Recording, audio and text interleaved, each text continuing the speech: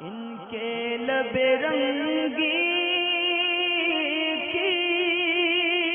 نچھاور تھی کہ جس نے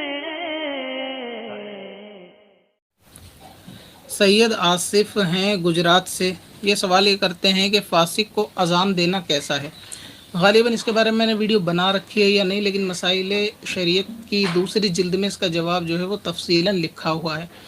خلاصہ یہ ہے، شارٹ میں بیان کر دوں کہ فاسق کو اذان دینا یہ مکروہ ہے، یعنی فاسق سے اذان نہیں کہلوانی چاہیے، اگرچہ فاسق جو ہے وہ عالم ہو۔ تو اسی لیے کوئی باشرہ شخص ہو جو اذان ہو وہ اذان دے، باشرہ شخص فاسق کو اذان نہیں دینی چاہیے۔ اگر مسجد کے اندر کوئی ایسا معاملہ نہیں ہے، یعنی مؤذن صاحب نہیں ہے موجود اور فی الحال فاسق لوگ ہی موجود ہیں، تو ایسے میں امام صاحب کو اذان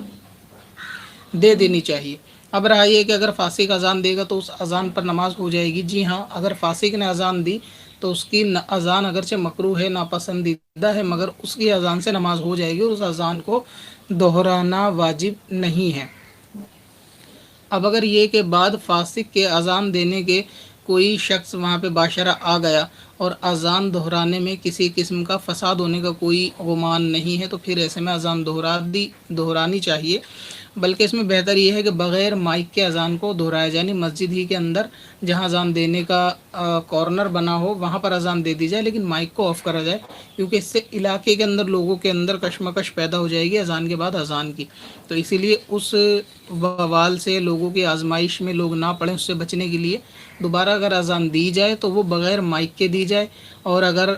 بغیر مائک کے دینے میں بھی یہ سب فساد کا اندیشہ ہے تو پھر اذان نہ دی جائے، اس اذان پہ نماز ہو جائے اور آئندہ اس کا خیال رکھا جائے۔ بہرحال فاسق کی اذان سے جو ہے وہ دہرانا اس کو لازم نہیں ہے، لیکن دینا نہیں چاہیے۔ پتھر میں حسن لالے پرنوار